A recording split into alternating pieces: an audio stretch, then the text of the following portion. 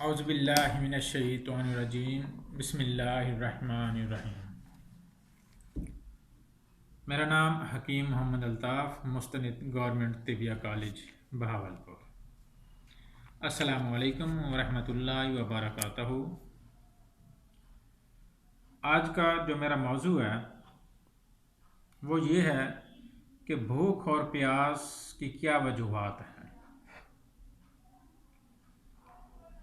भूख उस वक्त लगती है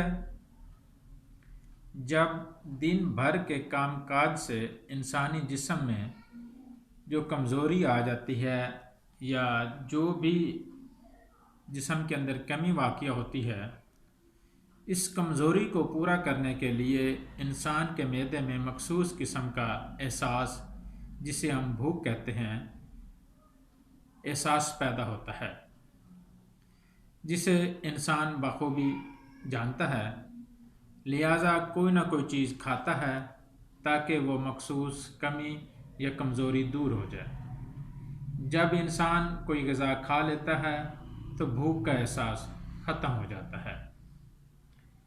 प्यास इसलिए लगती है कि जो ग़िज़ा खाई गई है उसको जुज़्व बदन बनाने के लिए और उसको रकीक करने के लिए पानी या किसी भी किस्म का जूस जो सियाल हालत में हो पिया जाए।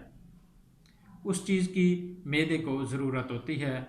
इस ज़रूरत के लिए पानी या जूस पीने पर जब इंसान पी लेता है तो प्यास भी ख़त्म हो जाती है। ये है वजूहात भूख और प्यास लगने की।